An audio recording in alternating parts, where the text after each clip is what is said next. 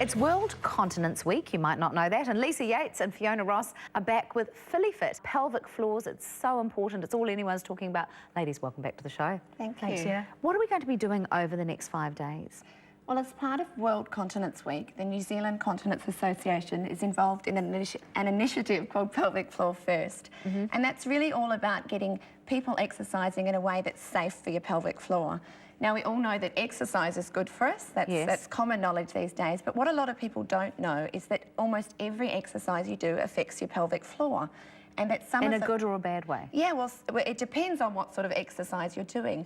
And that some exercises actually can be detrimental to your pelvic floor, possibly worsening symptoms or even causing problems to start in the first place. Actually, that's what Dr. Anil Sharma has talked about on the show earlier. Like sometimes big squats with heavy weights can be quite hard on the and pelvic sometimes floor. it's those exact exercises that can cause symptoms or make people's problems worse.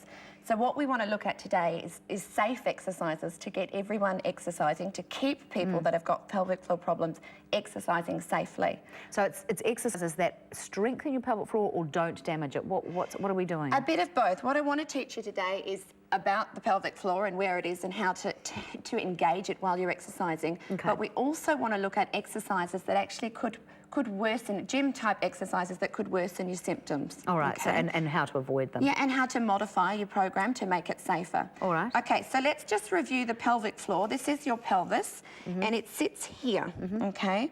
This is your pubic bone that you can feel at the front, and this is where your spine comes in at the back. Okay. Now, the pelvic floor muscles sit in here, okay? So you can see that they sit where my hands are, and their main role is support.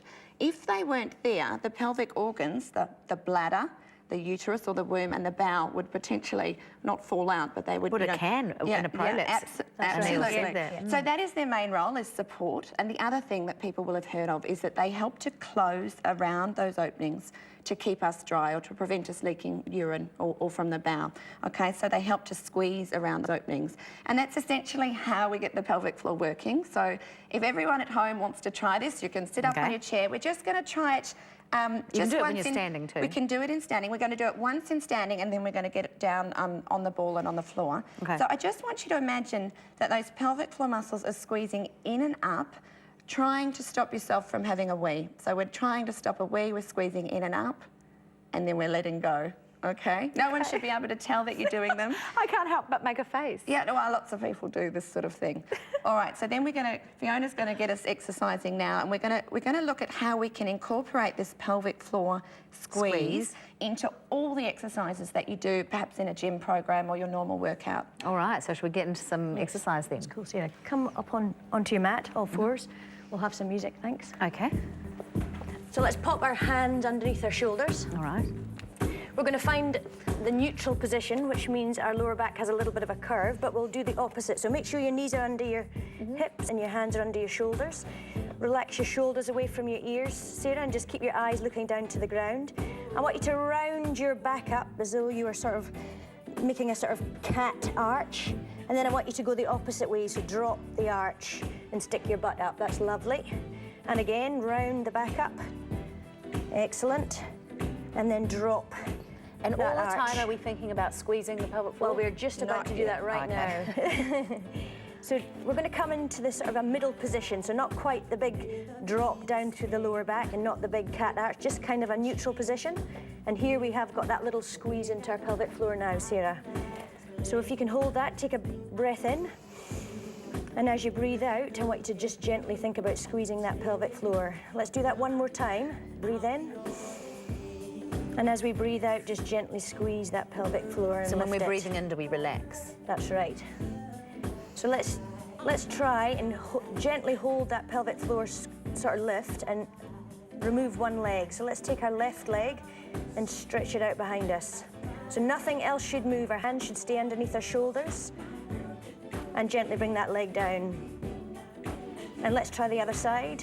So you might notice one side feels a little bit easier than the other. So remember, nothing else moves. You're going to try and keep that neutral position through your back and release it down. Let's try a right hand this time. So again, gently extend the arm and think about lifting into that pelvic floor and gently bring that arm back down onto the ground. Try that left arm, reach it out, nothing else moves, keep that neutral position through your lower back, and then gently take the hands down.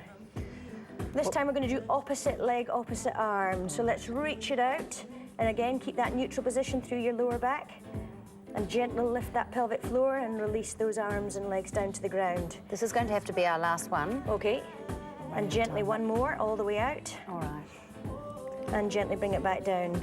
Great. Excellent. Oh, well, thank you so much, ladies. Great to be doing this program this week. I'm looking forward to it. I'm sure everyone at home will be as well. And Fiona and Lisa are going to be back tomorrow with more, including tips on exercises to avoid if you have a weak pelvic floor. Thank you so much for that, Sarah. Well, coming